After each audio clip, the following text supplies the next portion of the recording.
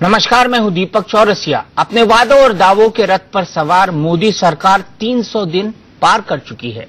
अगले ही महीने प्रचंड बहुमत की मोदी सरकार 1 साल भी पूरे कर लेगी।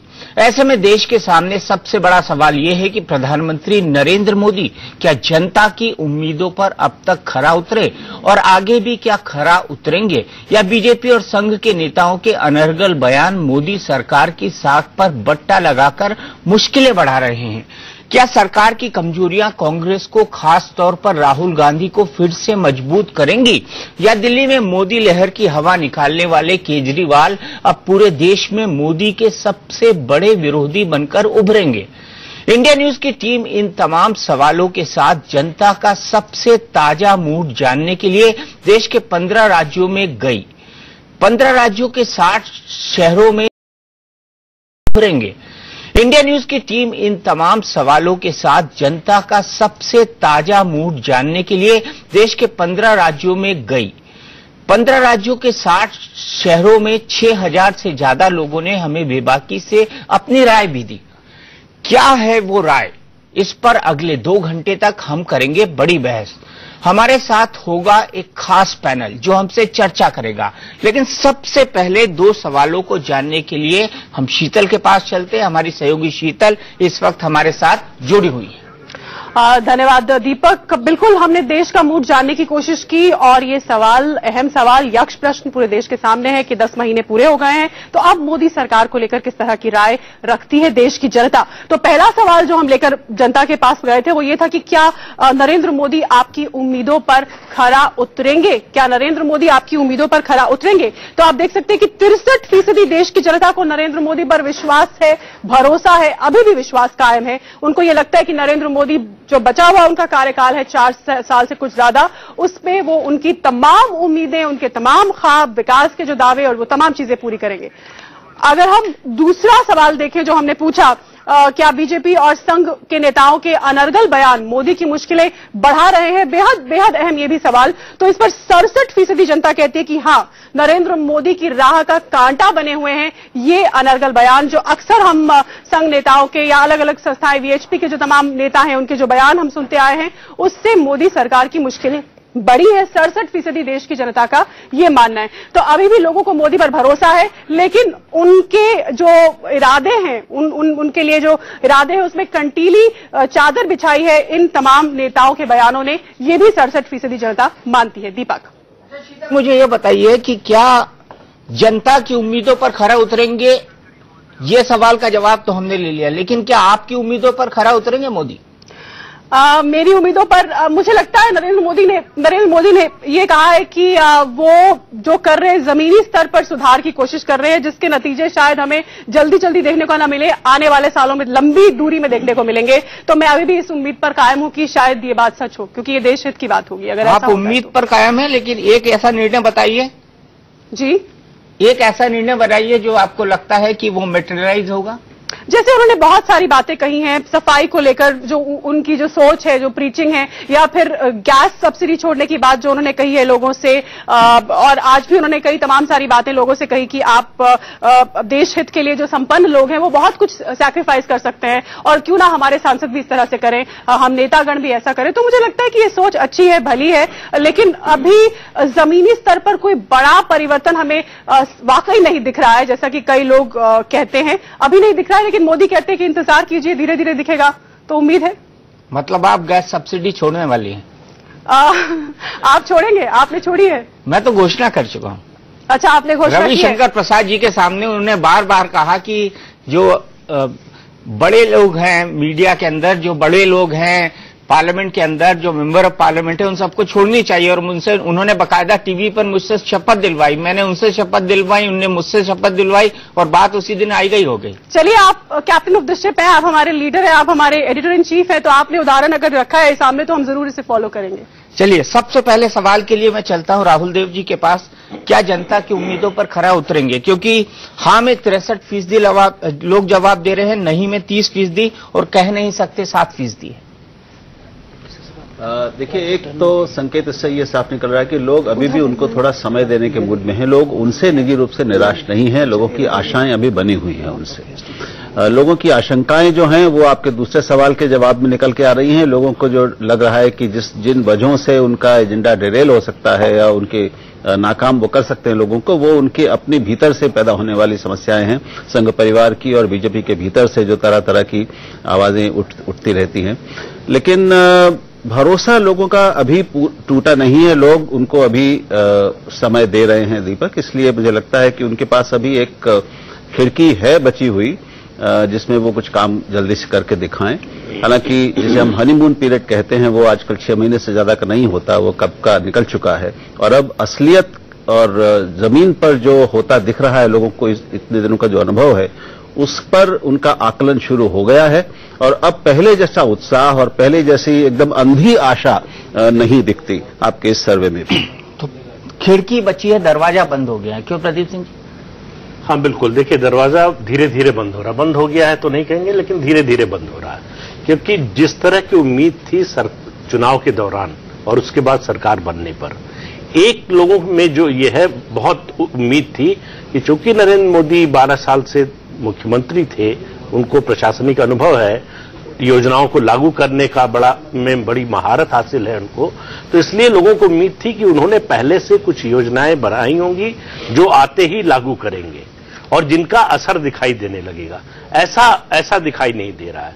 उनका सारा जोर पिछले 10 महीने में ज्यादातर सिस्टम को ठीक करने में लगा।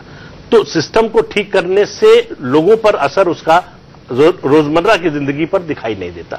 और इस पार्टी और सरकार से चुनाव के दौरान जो सबसे बड़ी उम्मीद थी, मेरा मानना है कि एकमात्र अगर मुद्दा खोजना हो तो वो है रोजगार के मोर्चे पर। रोजगार के मोर्चे पर अभी कोई बड़ा परिवर्तन होता हुआ दिखाई नहीं दे रहा।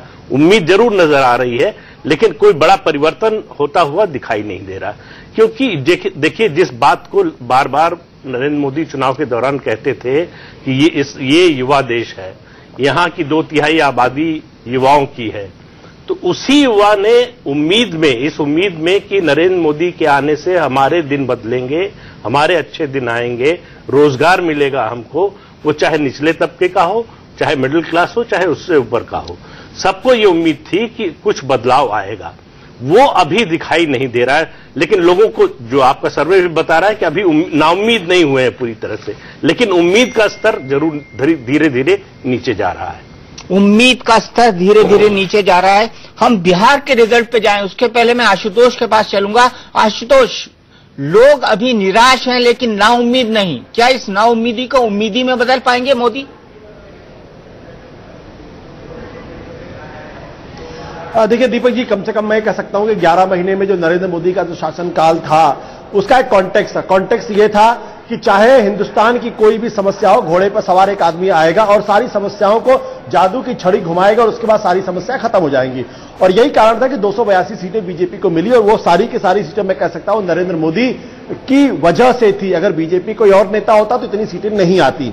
तो जब उम्मीदों को आसमान इतना ऊंचा कर दें और उस पर डिलीवरी ना हो तो दिक्कत पैदा होती है। पहली बात, जिस तरीके से सेंट्रलाइजेशन ऑफ पावर पिछले 11 महीने के अंदर देखने में आया है, वो कम से कम हिंदुस्तान के इतिहास में पिछले 30 साल में इंदिरा गांधी के बाद पहली बार दिखाई पड़ा है। आज देश के गृह मंत्री के पास कोई काम नहीं, देश के विदेश मंत्री के पास कोई काम नहीं है। दूसरी बात, जिस तरीके से उन्होंने प्रो इंडस्ट्री इमेज बनाई है, प्रो रिच इमेज बनाई है, उसकी वजह से आज किसानों के अंदर नाराजगी है। और साथ ही साथ दिक्कत की बात क्या है कि pro industry, pro rich image होने के बावजूद भी देश की अर्थव्यवस्था में कोई गुणात्मक सुधार आने के कोई संकेत नजर नहीं आ रहे हैं। यानी आपकी छवि एक तो अमीर पक्ष की है, आप गरीब विरोधी आपकी छवि बन गई है और इंडस्ट्री का कोई डेवलपमेंट हो नहीं रहा है। तो जाहिर सी बात है, जो बात अभी प्रदीप सिंह कह रहे थे, ना तो नौकरियां क्रिएट हुई हैं, ना ही लोगों को उम्मीदों के हिसाब से डिलीवरी हुई है। तो निराशा स्वाभाविक है।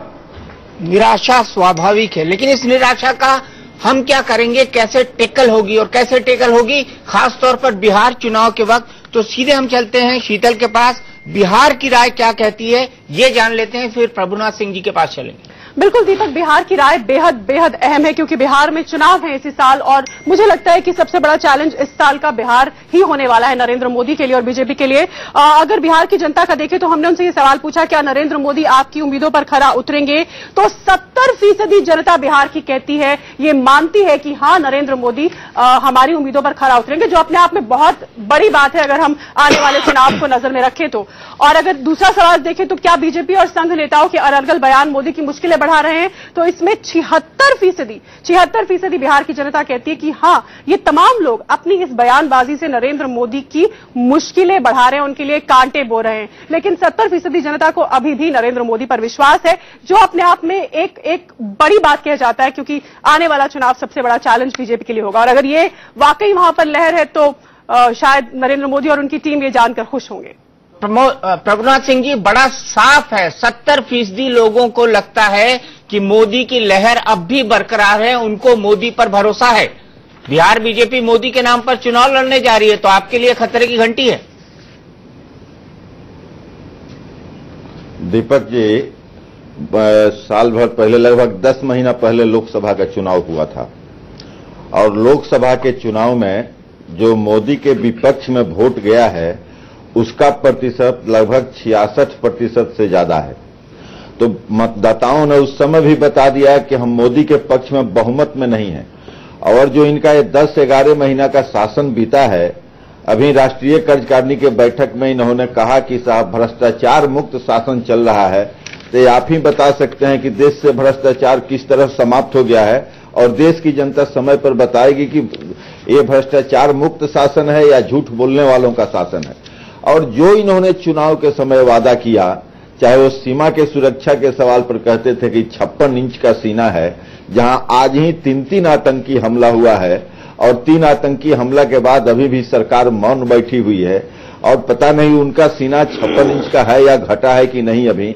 इसी तरह जम्मू कश्मीर में उन्होंने नीति और सिद्धांत से समझौता करके आतंकवादियों का जहां छोड़ने का काम किया, वहीं पर बेरोजगारों को रोजगार का एक लोभ दिखाकर अच्छे दिन आने वाले हैं और रोजगार का अवसर भी इन्होंने बंद कर दिया।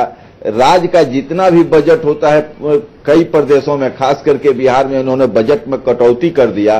तो हम समझते हैं कि लोगों को निराशा हाथ लगी है। देखिए, सर्वे पर हम कुछ टिप्पणी नहीं करना चाहते हैं। सर्वे तो कई बार 100 में 100% फेल हुए हैं। अभी दिल्ली में चुनाव हुआ है, किसने कहा था कि 67 सीट मिलने वाला है केजरीवाल को, लेकिन 67 सीट मिला। तो इसलिए देखिए ये बहुत महत्वपूर्ण सर्वे नहीं है, जनता की मानसिकता बहुत महत्वपूर्ण है। प्रभुनाथ सिंह जी, हम ही ने कहा था से ज्यादा लोग विरोध में थे और हमको लगता है कि आज भी प्रतिशत बढ़ा है उसका।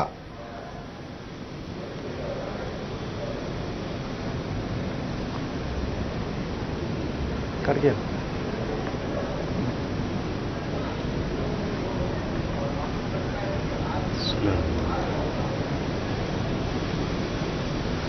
चलिए, लगता है आपके आवाज के साथ कुछ दिक्कत है, लेकिन फिलहाल रुकेंगे हम एक छोटे से ब्रेक के लिए। रीता जी हमारे साथ अभी अभी जुड़ी हुई हैं। रीता जी, मैं आपको बताना चाहता हूं कि अगला सवाल बेहद दिलचस्प है, वो है राहुल गांधी के बारे में। वो एक पॉजिटिव इंडिकेशन देता है हाल की परिस्थितियों के बाद भी राहुल गांधी के बारे में, इसलिए सुनना मत भूलिएगा। आप अपना ऑडियो सिस्टम दुरुस्त कहता है इंडिया का मूड और केजरीवाल मोदी पर देश की राय, सबसे बड़ा सर्वे, यह हमारी खास पेशकश जारी है। लेकिन हम आगे बढ़ें उससे पहले खुलासा करते हैं राहुल गांधी के राज का, जो वादा हमने रीता बहुगुणा जोशी जी से किया था। सीधे चलते हैं शीतल के पास। रीता जी को काफी ध्यान से सुनना चाहिए। ये 2 सवाल हमने जनता से पूछे थे। पहला सवाल हमारा ये था कि क्या मोदी की नाकामी से कांग्रेस मजबूत होगी, तो इस पर मैं पीसीआर से गुजारिश करूंगी कि वो वाली प्लेट लगाएं, लेकिन मैं नतीजे लोगों को बता सकती हूं। क्या मोदी की नाकामी से कांग्रेस मजबूत होगी? सरप्राइजिंगली हैरानी की बात है, 47% जनता दीपक देश की मानती है कि कांग्रेस मोदी की नाकामी से मजबूत होगी। ये एक बड़ा अंतर है। पिछले 1 साल में जो कांग्रेस बिल्कुल मरियल दबी कुचली की स्थिति में जा पहुंची है। एक साल के बाद आज हम अगर ये आंकड़े देखते हैं तो 47% जनता को ऐसा लगने लगा है अब कि कांग्रेस, अगर मोदी परफॉर्म नहीं करते हैं, नाकाम होते हैं, तो कांग्रेस मजबूत होगी। लेकिन कॉन्ट्रोडिक्शन ये है कि राहुल गांधी पर उन्हें भरोसा नहीं। अगला सवाल ये था, क्या राहुल गांधी कांग्रेस की वापसी करा सकते हैं? तो सिर्फ 27% जनता को राहुल गांधी पर भरोसा है, यानी कांग्रेस पर भरोसा बढ़ा हुआ है लेकिन राहुल गांधी पर भरोसा नहीं है। दीपक। रीता जी, राहुल गांधी कहां है?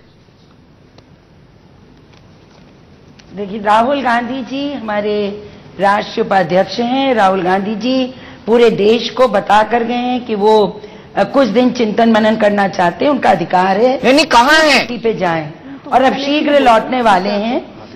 आप तो मैं शीघ्र लौट रहे हैं। हमारी रैली रीता जी, वो कहां है? रैली में आप उनको देखेंगे भी, सुनेंगे भी। वो कहां है? भाई वो पूरी कांग्रेस नहीं खोज पा रही है कि उनके सेनापति कहां हैं? राष्ट्रीय अध्यक्ष से पूछ कर गए हैं। इसको आपसे और हमको क्या सरोकार होना चाहिए कि व्यक्ति की उसकी निजी अधिकार है और उसके प्राइवेट जो उसका राइट है उसमें इंट्रूड करना या उसके निजी अधिकार में हस्तक्षेप करना। एक पब्लिक पर्सन के क्या, एक राजनीतिक व्यक्तित्व के क्या निजी अधिकार होते हैं? क्यों नहीं होते हैं? अगर कोई 2-4 हफ्ते के लिए देखिए, अरविंद केजरीवाल गए, बता के गए कि बेंगलुरु जा रहे हैं। क्यों आशु? नहीं तो इससे आपको दिलचस्पी क्या है? इससे बिगड़ना बढ़ना क्या है, ये बताइए। अभी वो कुछ सप्ताह के लिए राजनीति से, सक्रिय राजनीति से थोड़ा सा अलग हटकर अपनी पार्टी के बारे में चिंतन कर रहे हैं।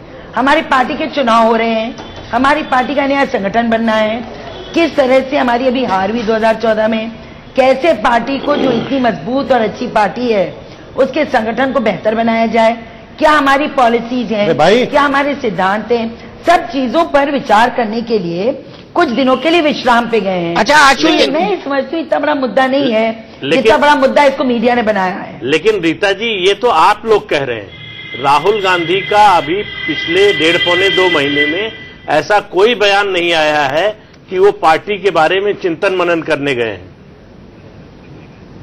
वो चिट्ठी लिखकर, जिस पत्र में उन्होंने अवकाश मांगा है, उसमें वो लिखकर हमारे राष्ट्रीय अध्यक्ष को गए हैं कि वो पार्टी के भविष्य के बारे में, कैसे पार्टी को मजबूत करके आगे बढ़ाया जाए, उस पर विचार कर रहे हैं।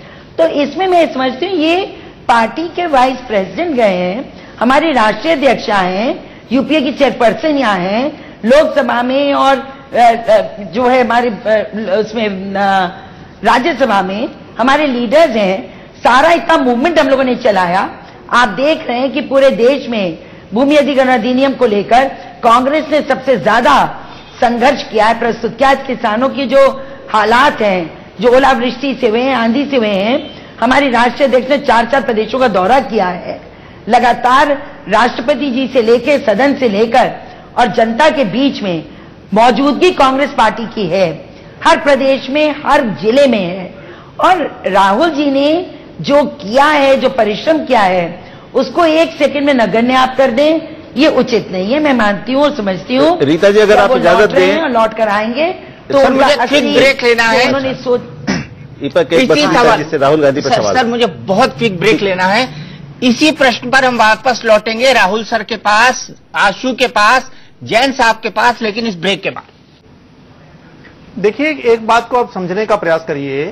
कांग्रेस पार्टी के अंदर जो नेतृत्व है वो जनता से, कार्यकर्ताओं से चुनकर नहीं आ रहा है। वो जनता तय नहीं करती है कि किस नेता को आगे किया जाए। आपके यहाँ कहाँ चुनकर आ रहा है? अमित शाह को जनता ने तो नहीं चुना के बाद, अमित शाह को जनता ने तो नहीं चुना। यहाँ बकायदा हमारे यहाँ मेंबरशिप होती है, बकायदा हमारे यहाँ चुनाव होते हैं और जो निर्णय भी अमित शाह के लिए कौन सा चुनाव हुआ ये बताइए। उसमें पूरी चर्चा होने के बाद, सभी प्रमुख नेताओं की बातचीत होने के बाद हुआ था। हमारी पार्टी में नेताओं की बातचीत के बाद हुआ था ना, कार्यकर्ताओं से बातचीत तो नहीं हुई थी। कभी हमारी पार्टी में कभी वो स्थिति नहीं आई कि राष्ट्रीय उपाध्यक्ष कहीं छुट्टी मनाने गए हों और सारी पार्टी में किसी नेता की हिम्मत ना हो पूछने की कि महाराज आप कहां पे हैं, क्या कर रहे हैं। हमारी पार्टी का जो नेतृत्व है वो जनप्रतिनिधि है, कांग्रेस में विरासत में है। जिस कारण से राहुल गांधी यूपी में फेल हुए, पंजाब में प्रचार करने आए, पंजाब में कांग्रेस हार गई, महाराष्ट्र में, हरियाणा में जहां भी गए वहां कांग्रेस बहुत बुरी तरह से हारी। उनका कोई सोच बातचीत करने के तरीके में, जिसे अंग्रेजी में बोलते हैं कंसिस्टेंसी नहीं है, उनका कोई विचारधारा नहीं है, परिवार की वजह से वो आगे आए हैं, जिस कारण से आज राहुल गांधी सब जगह सफल हो रहे हैं। और इसी कारण से मैं रीता बहुगुणा जी के साथ मेरी पूरी सहानुभूति है। आप उनसे बार बार पूछ रहे हैं राहुल कहां हैं। कांग्रेस के किसी नेता की हिम्मत ही नहीं है कि वो सोनिया गांधी राहुल को पूछ सके कि आप हैं कहां, क्योंकि यहां का जो पार्टी का वर्किंग है, कार्यधार है, वो एक व्यक्ति एक परिवार पर निर्भर करता है। इसलिए जैसे एक वकील होता है, वो केस की बहस कर रहा है, केस में जान नहीं है, लेकिन तब भी उसको जोरदार बहस करनी पड़ती है। कांग्रेस के प्रवक्ताओं की आज वही हालत है और यही कारण है कि ये पार्टी, हालांकि ये उनका आंतरिक मामला है, राहुल गांधी नेता रहें, सोनिया गांधी रहें, कोई और बने, रीता बहुगुणा बने, ये उनका आंतरिक मामला है, हमको इससे कोई लेना देना नहीं है। पर मैं जो बात कहना चाह रहा हूं, कांग्रेस कुल मिलाकर असफल हो चुकी है। राहुल गांधी, सोनिया गांधी का नेतृत्व फेल हो चुका है। अब लगता है कि शायद मां और बेटे में ही संघर्ष शुरू होगा कि मां अध्यक्ष रहे, कि बेटे को अध्यक्ष बनाया जाए या बहन को बनाया जाए। लेकिन भारतीय जनता पार्टी को इस विचार से, इस तकरार से जो कांग्रेस के अंदर जो दिख नहीं रही लेकिन चल रही है, हमें उसके बारे में कोई टिप्पणी नहीं करनी। यह उनका आंतरिक मामला है, जिसको चाहे नेतृत्व दे दें, लेकिन कांग्रेस के दिन अब सुधरने वाले नहीं हैं। आशु, मैं यहां पर आपसे पूछना चाहूंगा और मेरा बड़ा सीधा सवाल है, और सवाल यह है कि क्या हमको एज ए जर्नलिस्ट इस बात को उठाने का अधिकार नहीं है कि राहुल गांधी कहां है?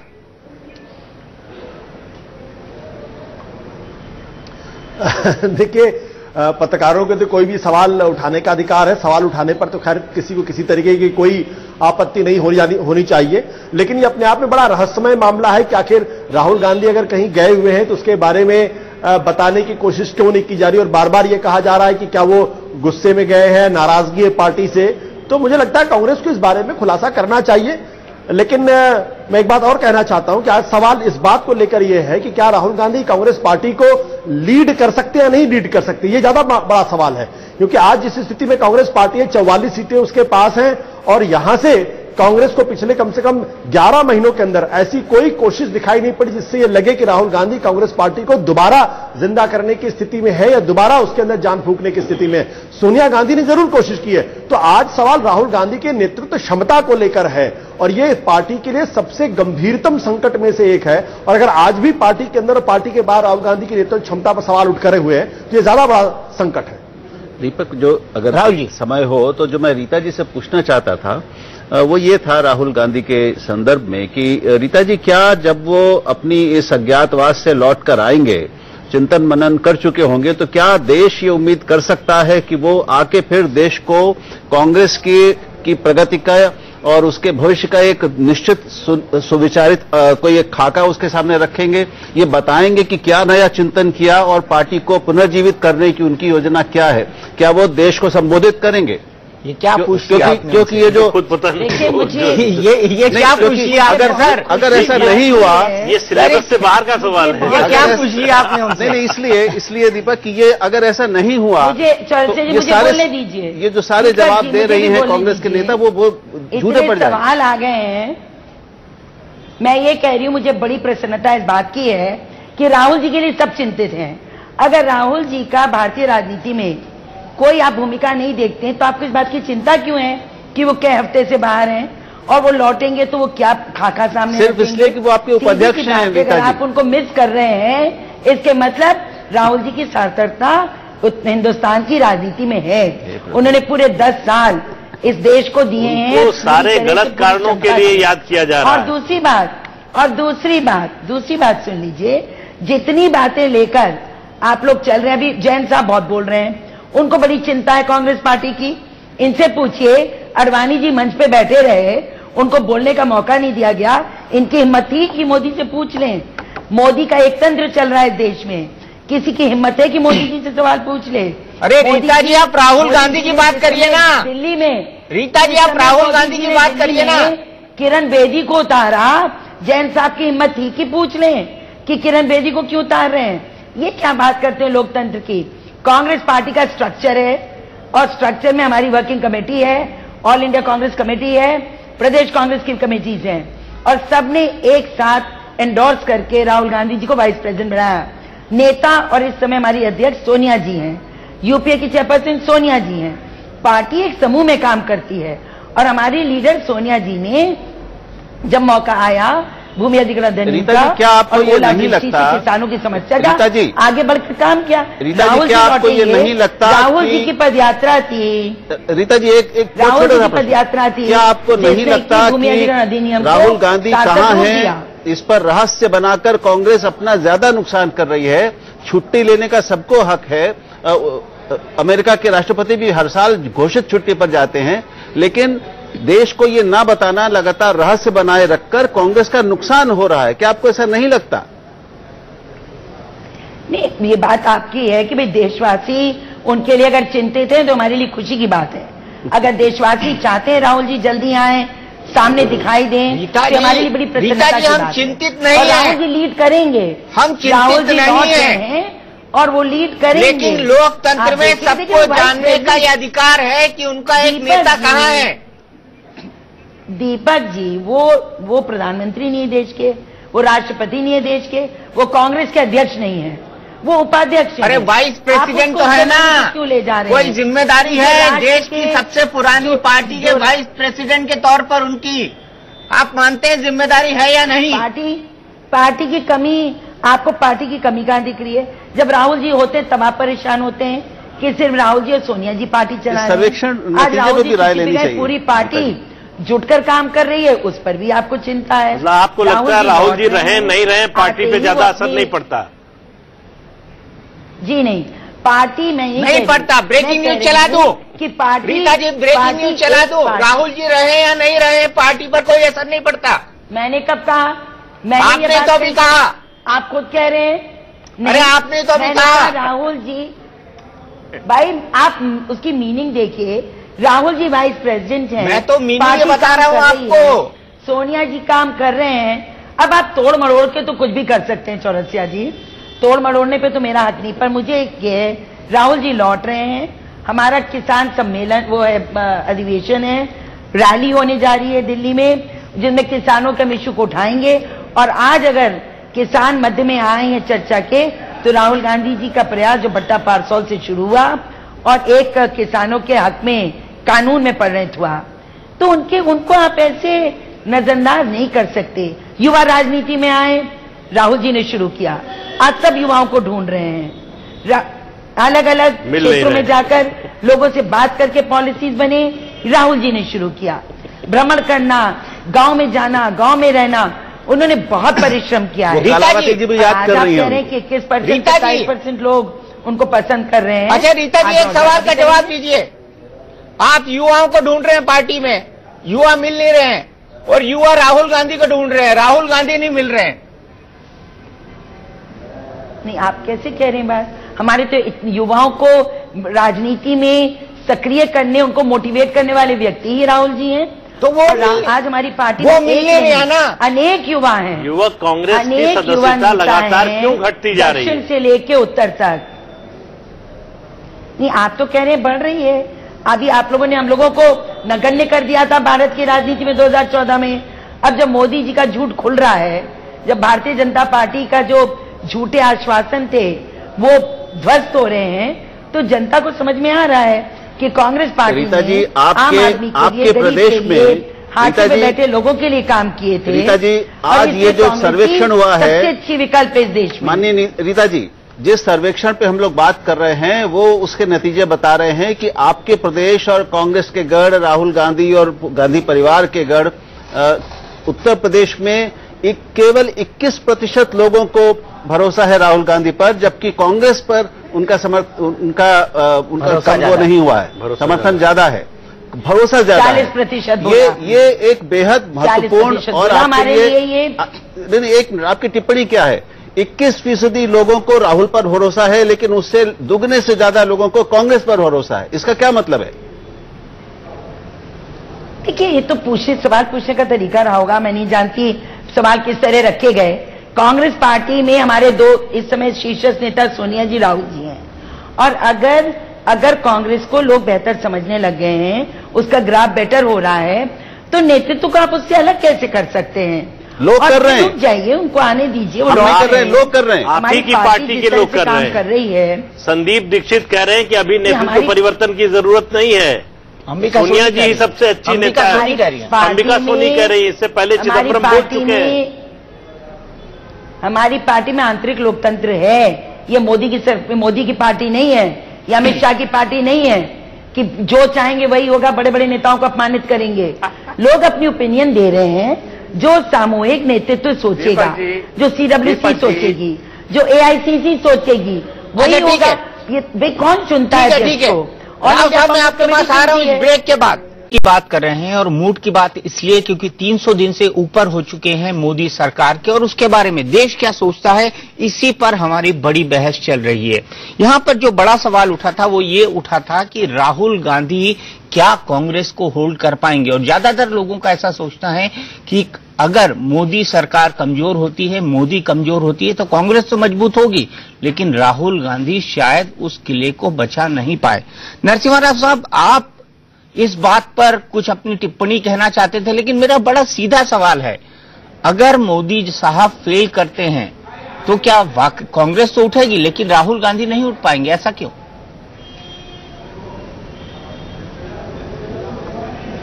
पहले मैं आपको ये स्पष्ट कर दूं, आप इसको हमारी ट्रैक रिकॉर्ड को देखेंगे कि मोदी जी का फेल होने का, मोदी सरकार का अच्छा नहीं करने का सवाल ही पैदा नहीं होता है।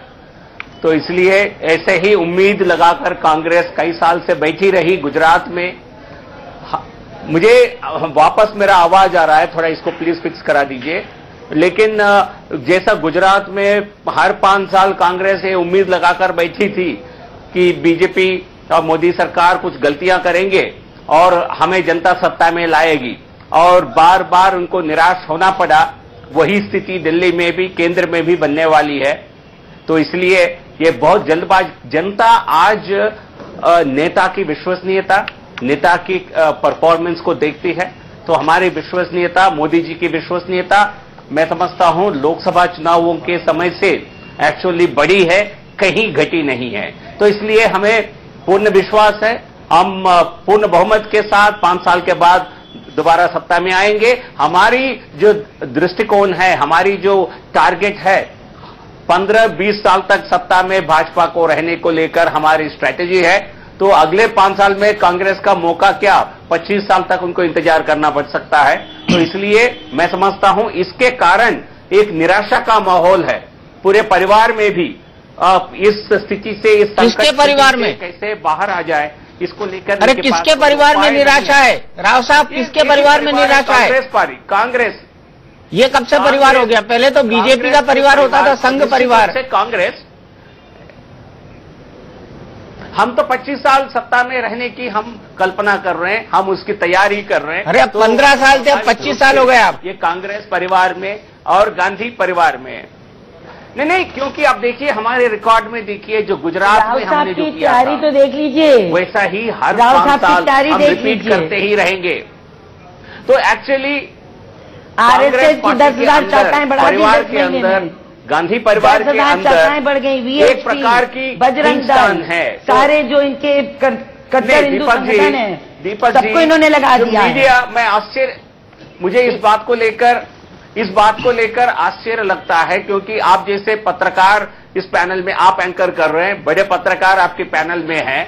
क्या यह संभव है कि राहुल गांधी बिना कुछ वैसे ही गायब हो जाएंगे, 2 महीने तक दिल्ली में नहीं रहेंगे, देश के सामने नहीं रहेंगे? अच्छा, फिलहाल तो मेरे साथ राहुल देव जी बैठे हुए हैं। मैं रुकता हूं एक ब्रेक के लिए। खास मेहमान, हमारी बातचीत इस घंटे में खत्म होगी कि मोदी सरकार को लेकर किस तरह की राय है देश की। उसके बाद हम बात करेंगे अरविंद केजरीवाल की, और मोदी की पॉपुलैरिटी क्या है, अरविंद केजरीवाल की पॉपुलैरिटी क्या है इस पूरे देश में, कम से कम इन 15 राज्यों और 60 शहरों के अंदर जो हिंदी हार्टलैंड से मोस्टली आते हैं।